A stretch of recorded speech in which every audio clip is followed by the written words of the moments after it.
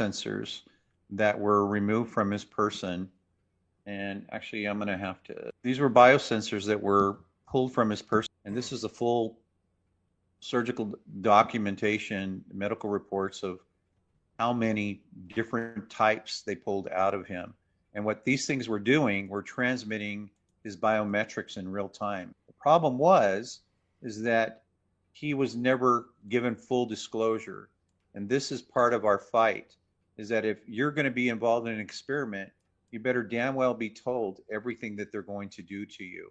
This was just one example of these implants that were removed from a person. What you are seeing here are some of the 3 implants that were removed from her. So these are micron size, and our bodies don't reject them, but these are actually biosensors. I Yeah, am not, so I do not believe I have camera access. you I do don't not know have, why. wow, okay, we Yeah, can still so hear my you. camera is up. Yeah, my camera is offline. So everyone asks, how did I get involved in this? This happened to my son's mother and myself. I was knocked out in a dental office, Oh, God.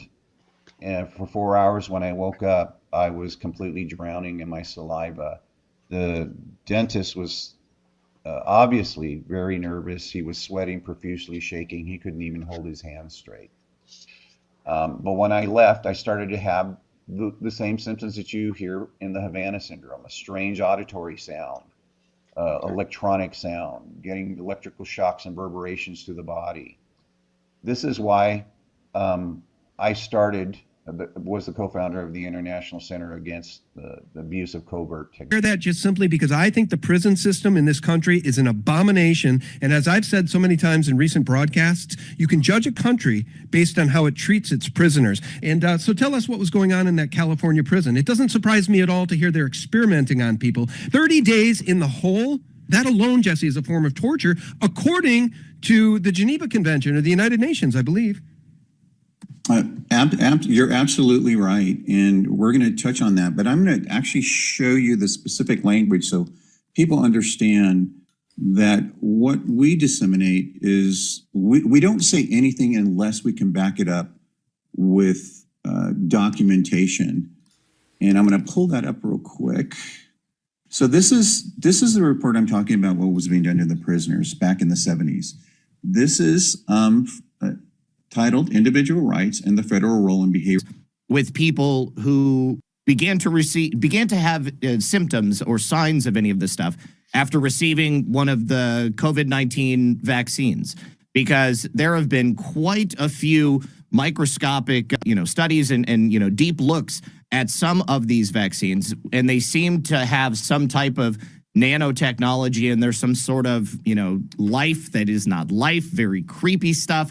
But I have seen instances of people who got either one or more of these COVID-19 shots, and then after that, they start emitting a MAC address from their bodies, and then they show up on Bluetooth, which, clearly, it sounds like there is some type of nanotechnology that's flowing through them. That would, in my mind, that seems fairly different than someone who has strategically placed. I have it. My speculation is that after the pandemic, is that we are now detecting areas of upwards of 14 to 17 areas coming up positive for frequency emissions. Now, and I'm sorry, this is you'll see the same areas lighting up in different people. Like there are specific places where you're relatively certain you're going to be able to find these. Correct. Okay. Correct. We already know the pattern. Our correctional facilities are a breeding ground for human experimentation. I also have, through the Freedom of Information Act, another document that proves that a large majority of this experimentation is happening in Vacaville Prison in California. And they were able to see and read your thoughts even back then in the 70s. Wow. And that's where we are today. Because people say, well, okay, they're having this phenomenon. But really the intrusive part is a lot of the victims say that their thoughts are no longer private. What they see and experience is no longer private. Yeah.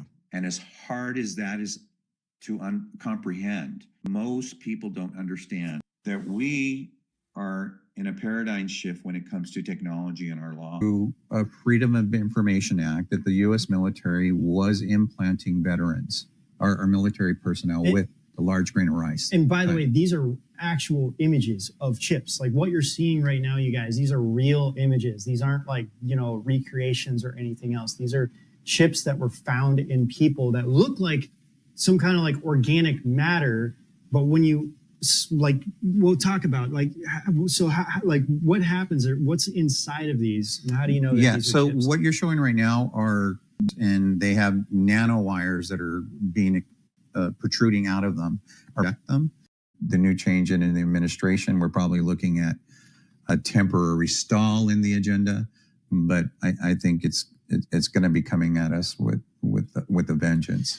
Hopefully a lot can, I mean, I'm hoping that things will start coming out to the surface. The more, well, then again, the more people, it's really, and I feel like it's really the media, you know, granted you have people behind the scenes that are doing bad things, but it's like, you know, if the media just reported things in a fair and balanced way, then more people would be a little bit more aware of what's going on. And I think that's, you know, I do think there was a massive shift, you know, when you look at the last election and how many people are watching the media less and less, you know, like even CNN's talking about they have to start laying off some people, some of the other media things.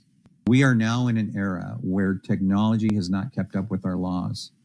And there are some states here that are trying to at least tread towards the right direction, and where they're creating laws that will protect your rights, your neural rights, your thoughts. Everything that you think about with this technology is no longer private. So you know, I joke about this, you know, to a lot of guys, and I said, for you guys who are married, when your wife asks you if she's fat in this dress, think about this. You're no longer going to be able to lie. But the bottom line is there's a methodology in order to prove this, so you don't get labeled as a 5150, which is basically you get thrown in the mental health industry. Right. And that's like I think that's like the biggest concern. I mean, and that's part of the problem too, when people go through this, because they feel like they're kind of going crazy. And it's like, oh, well, you know, because now I've encountered a lot of people that I know now, like have chips in them, you know, and it's pretty startling to see how many like you said, you know, you tested 300 people and about 60% of them came up positive. I mean, that's high. Yeah. That is really high. Have an unusual case that recently popped up. It's a special forces soldier who was having some bizarre symptoms. A lot of times it's not uncommon for someone to say that they had a loss of time. And he expressed this, and then shortly thereafter started having some auditory symptoms. And so we decided, well, why don't we do an RF scan on you and let's see. And Soledad is now considering transferring 3 subjects to Vacaville Prison. This is where the majority of this chip implant research is going on, where we have ongoing implant research. Our technicians have promised that they can do 3 2020 neurochip implants in less than an hour. Soledad officials hope to collect information from the trio to bring a 14-month investigation into drug trafficking by correctional officers to a close. Essentially, the implants make the unsurprising prisoner a walking, talking recorder of every event he comes into contact with. There are only 5 intelligence officers in the Commissioner of Corrections who actually know the full scope of the implant testing. And I'm going to go ahead and stop there because I think your audience gets it. We'll say, wow, it sounds pretty sci-fi. So we have some documentation that was not meant to get out. And I am going to read this to the audience. Okay, so this is a court case that was filed in 2019. This is the Dawn DeVore case. This was filed in California, down in Los Angeles County.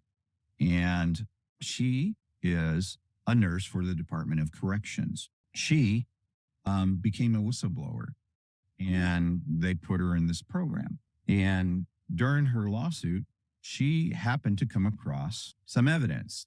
And this was an internal document. This is Exhibit 2 that was submitted in this lawsuit. And I'm going to read it to the audience. And this is why it's an ask about it. And they would say, yeah, it's being done. And they would say, yeah, highly intelligent would start saying that they're starting to hear voices, people talking to them. And they didn't know why, but then they later found out it was this program that they were being exposed to. And they would always tell me they would deny it if they ever were questions about having this conversation with me. But now we have the smoking gun and we know exactly why they were experiencing what they were experiencing. We'd like to do a campaign where we just start testing the general population, because now we're dealing with nano and get in you. Obviously, injectables are the easiest way to do this.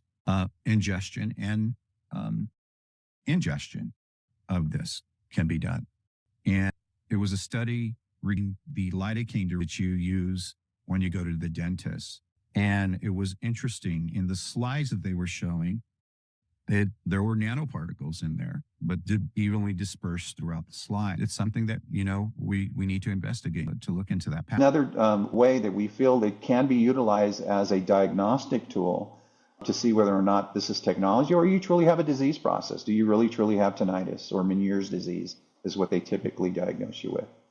I mean, if I was to say I've got a family member who's got tinnitus and they've been diagnosed with it, and they first off thought it was earwax in their ear, and they've had it sometimes off and on as well, which is interesting. That's interesting. But wholeheartedly, now I've seen pictures and you've touched these biosensors.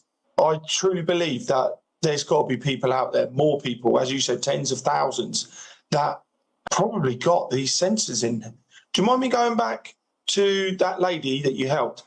How does she got 3 sensors put into? Bob Boyce, when I spoke to him about this topic, he said, Jesse, I was diagnosed with terminal cancer. I just decided that I was going to die.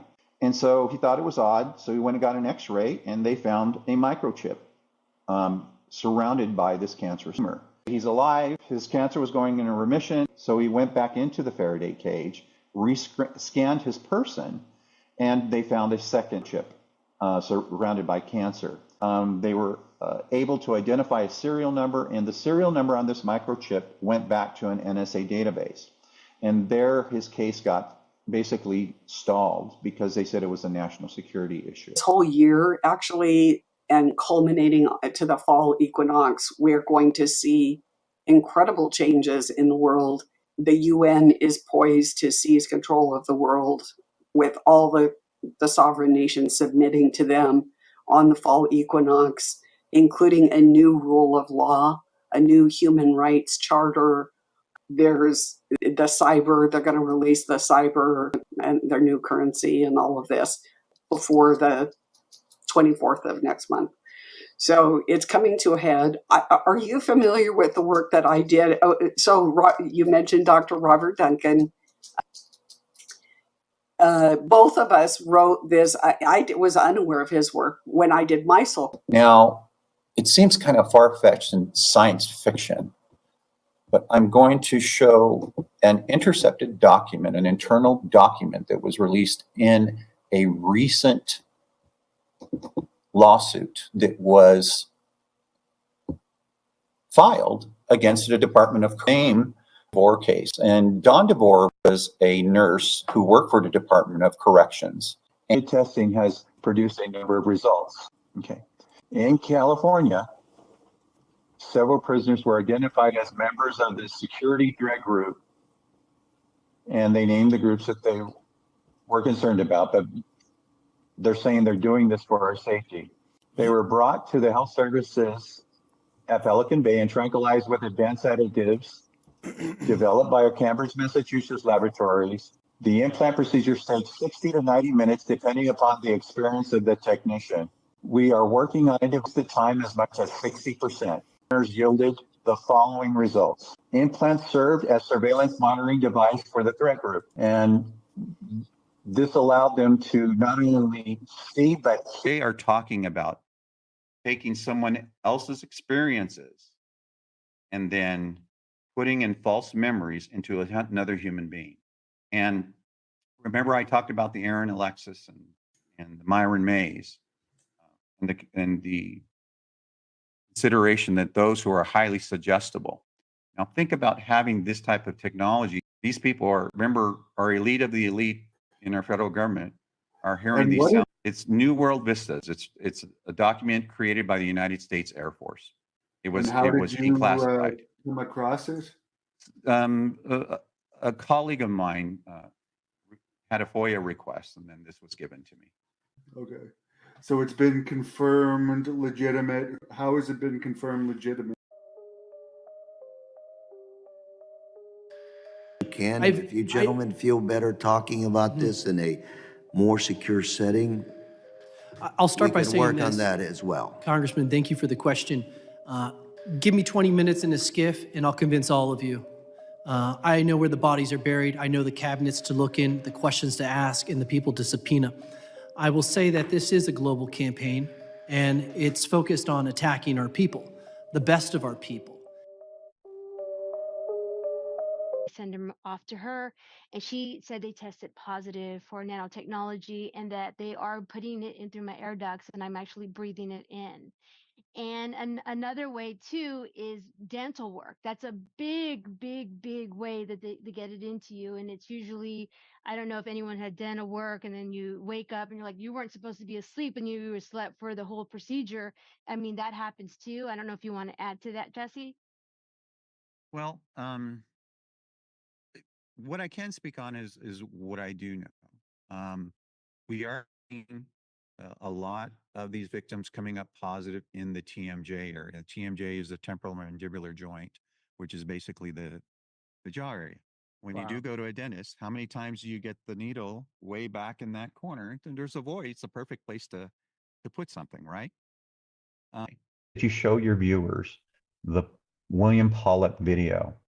Now, you have a link in there, and William Pollock actually helped and was involved with this type of technology. And he talks about billions of these chips being developed in Silicon Valley and disappearing, and they have no idea where they went to. It's important that they see that video because it's very enlightening. Now, this was done a long time ago, and he didn't disclose. He wanted his video disclosed after his death. My assumptions are so he didn't get in any trouble or locked up in prison. But it's important that education is first and foremost the first weapon against this. Because if you don't know what's going on, you don't know what to do, right? But just being educated and knowing, it gives you the ability to protect yourself. And knowledge is the first step in protecting yourself. That's the first step. Now, if someone is highly suggestible, there are some techniques using hypnotherapy. It's funny. Being high suggestibility is a double-edged sword. You can be easily manipulated, but using that ability to be highly suggestible can be your superpower. How can we turn it into our superpower? What would be the steps to do that? Yes, it basically is learning how to utilize self-empowerment, self-hypnosis, critical thinking, all of those skills, but with the help of a hypnotherapist or the utilization of self-hypnosis, you can begin to bring the scale of suggestibility over to a more moderate to normal level. And in my book, we talk about those techniques. Now we're doing an event called Mind Nexus Live, and the event was because typically what in this phenomenon, it's usually the victims who are surrounded like this, and they're unfortunately they have been labeled in a very negative connotation. But for some reason, when we talk about the Havana syndrome and the fact that they're exactly the same symptoms, the general society is now, I think, ripe to at least embrace the fact that this may be a possibility. And with the advent of Homeland Security now admitting that this phenomena does exist, but when you look at the video of their testimony, when they're asked about the general population, they sort of infer that it's happening, but they sidestep it. They won't address it directly. They only talk about federal employees and diplomats. I hope that helps.